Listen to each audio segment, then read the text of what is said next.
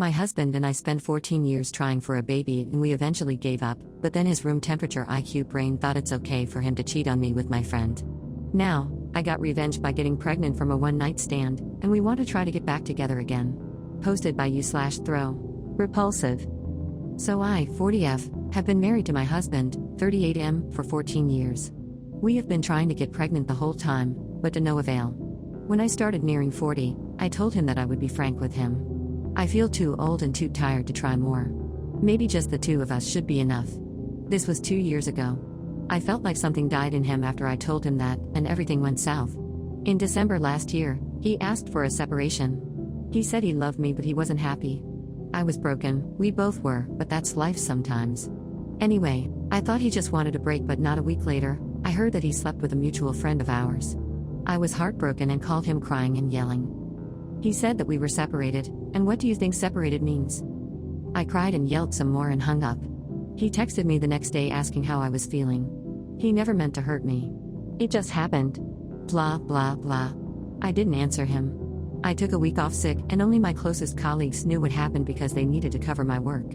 At the Christmas party, another colleague approached me and told me he was sorry to hear the news. I ended up telling him everything, and he ended up taking me home to his apartment. It was that one time.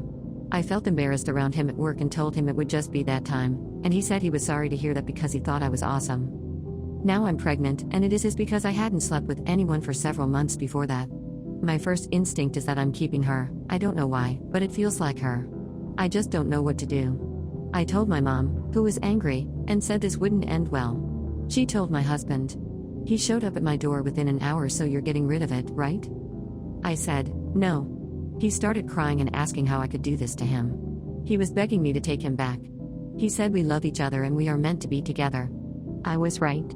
We are enough, just the two of us, or maybe we can get blessed with our own baby. No? Didn't you tell me you were getting old and were tired of trying, and wanted us to be enough for each other? I don't know what he means by that. I didn't plan any of this. Nobody is listening to me and everybody thinks I'm going crazy, keeping a child from one night stand. I contacted my colleague and told him that I was pregnant. I said that I was contemplating keeping her and apologized to him. I told him I wasn't expecting anything from him, and if he wanted me to terminate he should tell me now because I wanted to hear everyone's opinion before making up my mind. We ended up sleeping together in his office, and now we have been together every day in one way or another. He said he wanted to be in her life and raise her with me, even if we don't end up together. I told this to my parents, but now they are not speaking to me. No one is really, and things are awkward at work.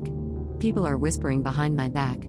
I don't know what to do. I'm very distraught. Update 1. I have now filed for divorce from my husband.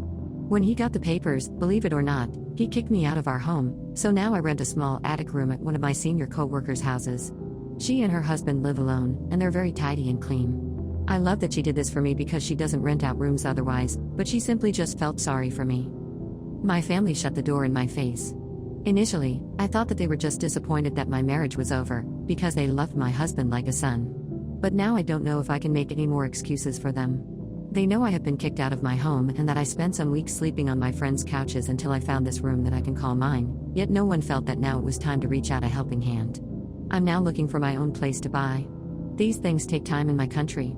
I've learned a hard lesson. Everything can turn on its head in a matter of weeks, and you become homeless and the people you thought were your safety net? Well, they're just cobwebs. One night stand guy and I are still dating, and I think we are falling hard for each other.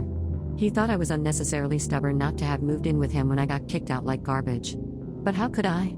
If we are ever to succeed as a couple, I need to be with him from a place of equality. Only then could we know if this is love, pure love, and not dependence and convenience. He thinks I'm crazy for thinking like that, but he respected my wish. My husband is refusing to sign the divorce papers. He has sent me 4 emails. I read one line from the first. How did we end up like this? I stopped reading after that. I asked my lawyer to send him an email that moving forward, the only means of communicating with me is via them. He still sent one more. I feel happy and free, and so excited for my next chapter as a mother, and hopefully with a one-night stand guy by my side.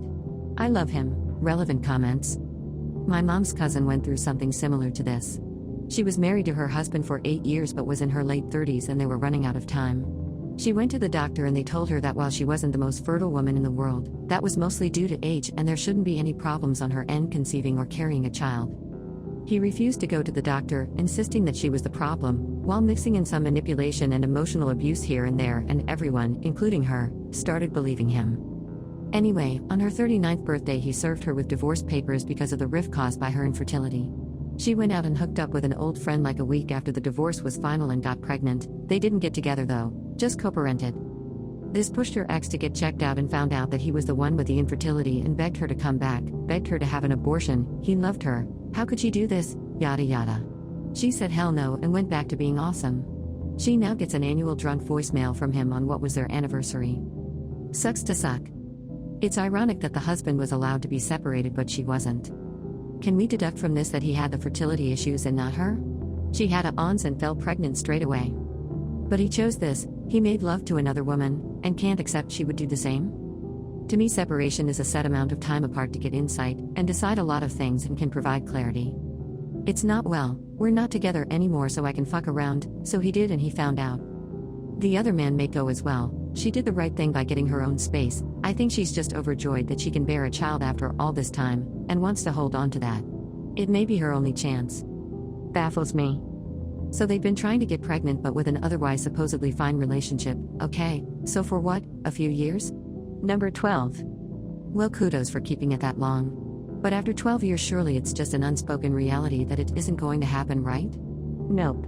Apparently saying it out loud crushed this guy. Ike, how he could be under the impression that after 12 fucking years, literally, that there was any hope.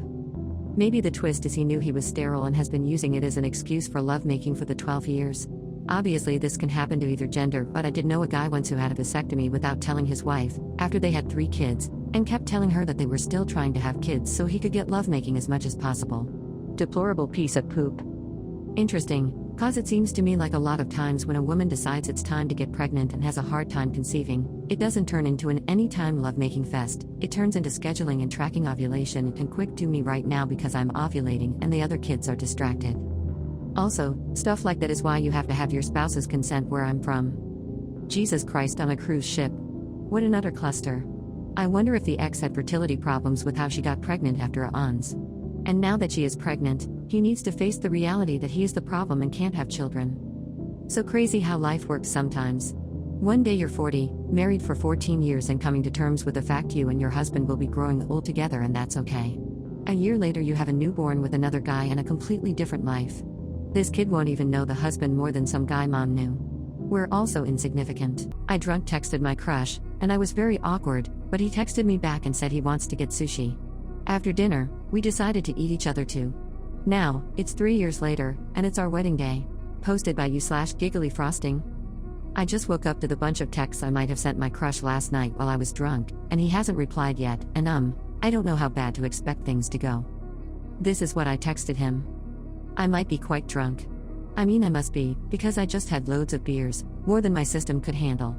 And I just want to tell you that I like you, although I tried so hard to make myself believe that I don't, because when my stupid mind realizes how I feel, it turns me into this super weird version of myself.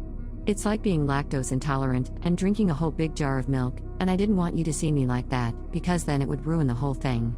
So I tried to be your friend, and now we're friends and we have so much in common and it's going so well so far, but I think the beer spilled the beans in my mind and now I'm texting you that I like you. Hee hee. Oops. Yes, I ended that with a hee hee. Oops. I want the ground to swallow me up. 1 week ago he texted me something extremely random, irrelevant to our last conversation, and when I asked him about it he said he doesn't know, so does this settle the record? I know it doesn't, but I'm trying to make it seem like I'm not the only idiot in this. Update 1. He texted me back, sounds like we also have texting our crushes while being out of it in common. So I said, so we have being idiots in common too, and he said, yes, although I can't compete with the drunk you. Too cute, I can't even. He suggested we go for sushi after our lecture, and everything is going well. Amazingly well, actually. Life is too short not to drunk text your crush while you're knocked out by beer. Do it. Always. Stimulate your inner genius. The only drawback I could mention is that he just said, hey there, lactose intolerance when he picked up my phone call, so that'll probably stick with me for quite a while. Awesome. Update 2. Today is my wedding day to the same guy I drunkenly correlated liking him to having a lactose intolerance. The past 3 years were really, really great in a broad way. It wasn't perfect, and we had our ups and downs, but I'm genuinely happy right now. I'm glad I messed up, And I wish for all of you to mess up and to keep messing up despite how awful it might turn out, within reason, of course. Also, he told me that he requested that they write, "Happy wedding day to us, lactose intolerance." Hey, don't write that, her name is Alex, on our wedding cake. That's a BoJack Horseman reference, in case no one noticed. I'm getting married, relevant comments. It's like being lactose intolerant and drinking a whole big jar of milk. Y'all, it doesn't get more romantic than that. Thank you, kind person, for gifting us with this insanely wholesome update. I needed to read this right now. I'm fine. Just a bit nervous. That's adorable. For once I'm saying that's enough Reddit for today, because of something positive. Today was a poop day for me personally. I avoided social media all day, only for me to venture on and see this. This is all I needed for today. Aw. My now husband did the same thing. 10 years ago he texted me, "So, I'm drunk right now, but I have wanted to say this for a long time. I have a huge crush on you. Been together ever since." Oop is right, life is short, take the chance. As someone who has had an enormous crush on a friend of mine for the better part of 6 months, this fills my heart with joy. Go text them. Sip on a glass of beer if you need an excuse, but just do it. Not when you're above them in a hierarchical work structure. Instead, I hope it gets better for you. Oh, I would if it were so simple. I'm his boss, so confessing my feelings is out of the question, friends or not. I've been hoping something would come of it naturally, but I'm coming to the realization that it never will. It occurred to me last night that one day, likely at a holiday party, I'm going to have to plaster a smile on my face while he introduces our team to a new love. I honestly don't know how I'm going to pull that one off. But it's nice to know sometimes someone gets to live the dream. Oh well, that really changes things. I'm sorry I encouraged you to do something that's really not for the better. I hope you can work through this crush in a healthy way, one that takes you to a place where you won't suffer an unrequited attraction anymore. Here's to everything going for the best. Ha! If it weren't for the happy ending and the alcohol, my intoxicant of choice for this type of situation is a mixture of infatuation, emotional self-flagellation, and sleep deprivation. I'd say this was written by me. Sadly, as indicated by the no happy ending remark, I haven't found the kind of person who, like Op's husband, is receptive to being contacted in text by someone not quite in their right mind, confessing their feelings. Although, now that I see it can end happily, I'm a bit less frustrated at myself for having done it. High five to this gal/guy from someone who married the person that they accidentally texted on I made out with, dude's name, last night. To the dude himself the morning afterwards. His name was right next to a close friend's name alphabetically, Ak. I wanted to unalive, but he laughed it off and we are still together 15 plus years later. I met my husband while high and texted him while a friend at the time suggested to do so. First conversation we had goes as, "Me, hi, this username friend told me you add you. Him, hey, are you looking for a boyfriend?" Me, well yes I am. Him, does that mean we'd make love because it's been a long time and I'm an active old goat? We now call each other active old goats. Glad it worked out. I had a similar situation with terrible results. A girl I had a crush on moved out of the country. Texted me that it was a huge mistake and asked if she could come back and we could be together. I said yes and admitted my feelings for her. Ghosted me for 3 days. Told me she was drunk and shouldn't have said that. I told her she was a terrible person and never spoke to her again. Then I met my wife like a month later. That was 10 years ago. I read this post and automatically it put a smile on my face. This is exactly how I ended up married to the love of my life. I drunkenly admitted my feelings and started to panic. She returned them. Fast forward 5 years and we're married. Glad to know I am not the only drunk idiot to confess and win the lottery of love. Christ. I needed this post after some of the traumatic stuff that's been posted recently. It's bleach for the soul. My wife does too much for her sister-in-law, might be in love with her, and told me to shut my mouth at her nephew's party, so I gave her one last chance. Now, she forgot my birthday, but I did everything for hers, so we've separated. Posted by you/Ordos, Deluxe. So my wife and I have been at odds lately over her sister-in-law, who is her brother's wife, and they are also best friends. My wife bends over backward to accommodate their every ask, including babysitting, errands, etc. This extends to volunteering me to help them without my knowledge or consent. She never sees my point of view or agrees with any criticism of them I have. We were at my nephew's birthday party today. My sister-in-law was hosting it, so my wife was super keen for things to go well. And they were. My daughter, 3, was a bit upset because her balloon animal had accidentally been popped.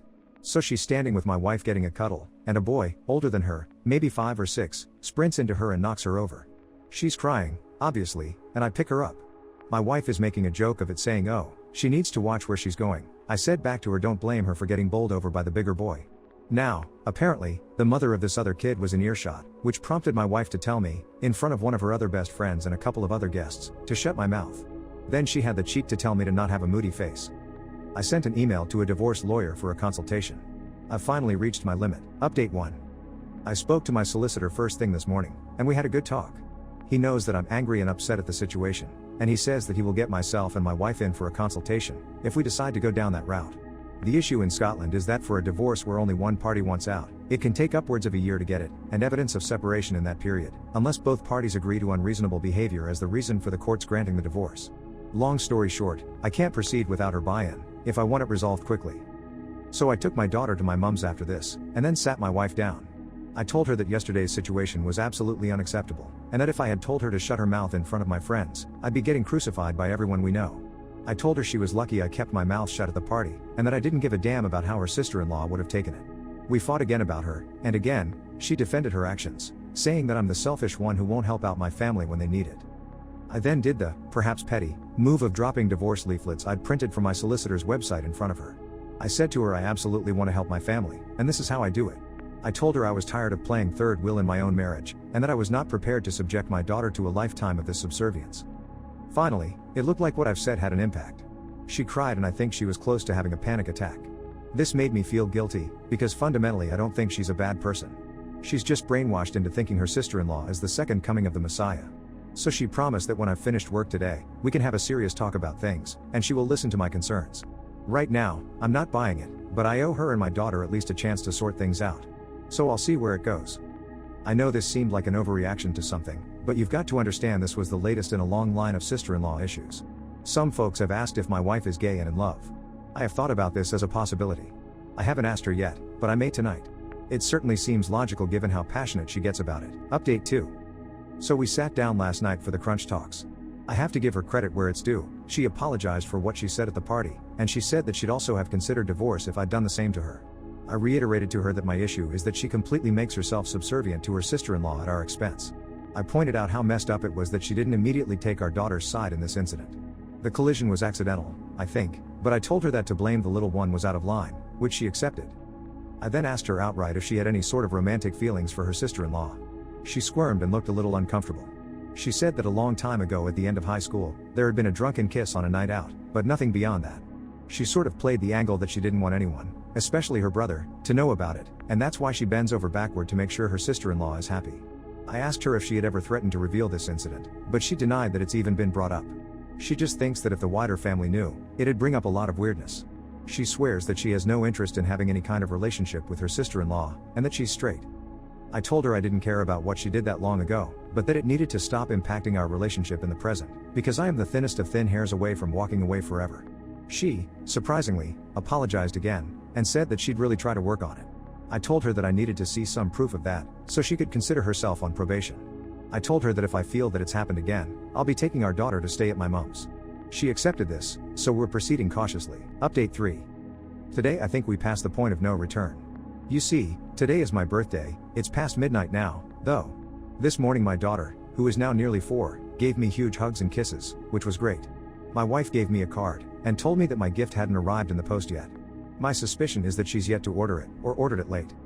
I then logged into work, and did my shift like any other day. My wife was off work, while my daughter was at my mom's for a visit. Nothing special was planned for the evening, because there were plans in place already. It's just that those plans didn't include me. Her sister-in-law and a couple of my wife's other friends had arranged to go out for dinner and drinks, because a voucher her sister-in-law had for a particular restaurant expired soon, and my birthday was the only date they could all make. Crappy, right? It gets better, though, because my wife made a big social media post wishing me a happy birthday, saying how crap it was that I had to work all night on my birthday. This was a complete lie, but it does make her look less bad in public for not spending my birthday with me. The issue is, because she's done this, I now couldn't make plans with friends or family without exposing her lie. So, yeah. Great birthday. When I think about how she'd react if I had pulled half the crap she has, I can't see it ending any other way than me getting screamed at, even though she's chosen to spend my birthday with her sister-in-law instead of me. On the plus side, I did some Warhammer painting after I collected my daughter and played with her a bit before bed. She also asked why Mummy wasn't here, which kind of crushed me. Update 4. The full events that have transpired since then have blown my mind, and have brought home some very harsh truths about my relationship. But I also wanted to see if what went down would actually stick, and so far it has. Let's get the fun question out of the way first. I was painting some Thousand Sons Terminators. The day after my birthday, my wife initiated lovemaking. And let me tell you, this was an occasion in itself. I legitimately could not tell you the last time that this happened, it has been that long. I'm thinking to myself, maybe she's feeling guilty about yesterday and she's trying to make it up. After the deed was done, she turns round to me and says, "Your present won't be here for another couple of days. That will have to do for now." I'm pretty disappointed at this point, not because I had a huge desire for a particular gift, but because she felt that her behavior the day before was fine. And then for her to think I'll use lovemaking to cover up my mess up, was also a bit of a blow. Whatever, I've sucked up worse before and powered through. What broke me was her opinion on her sister-in-law's birthday. Coincidentally, it's a couple of weeks after mine. My wife told me all about her birthday plans for her. She wanted to get her a gift for her favorite massage therapist. What was the big deal? The shop only sells paper vouchers, and it's a 3-hour round trip to the shop. So off she went, again leaving me with my daughter, and what commenced next can only be described as 3 hours of my brain, simmering slowly toward an explosion. I took my daughter to my brother's house, because I knew that when my wife came back I was going to explode. When she came back, I was sitting in the living room with a bag packed for me and, in an admittedly petty move, one packed for my daughter. This immediately got her attention, and she demanded to know what was going on. I unloaded it all. It wasn't coherent, and I definitely got more emotional as I aired more grievances. I started by telling her it was unacceptable how she completely screwed up my birthday, while making her sister-in-law's birthday a major priority. I said that I was sick of feeling like a third wheel in my own marriage, and that I had literally sacrificed my personality on the altar of keeping her happy, and that I never saw my friends anymore, yet she could do whatever she wanted. I said that I'd take care of the house despite working more hours than her, for not even a shred of gratitude, and pointed out how she used lack of lovemaking as a tool of manipulation and control. I cried and shouted, she did the same, and vehemently denied all of my accusations. She demanded to know where our girl was, and I told her. I said that she would not be using her as a bargaining chip against me. We eventually calmed down enough to agree that I would keep her at our house, while she temporarily stayed with her mom and dad. I agreed to drop her off for visits while we worked things out. It's been a few emotionally exhausting days. I feel drained, spent, and tired. But I have my little girl, and I feel like I have done what I could. I don't know what my relationship status is right now. We haven't been speaking, except to arrange drop-offs, and I'm comfortable with that for now. I need some more time before I consider more permanent steps. I've never ever unloaded on her like this before, but Jesus Christ, it felt good, even if she continued to deny everything.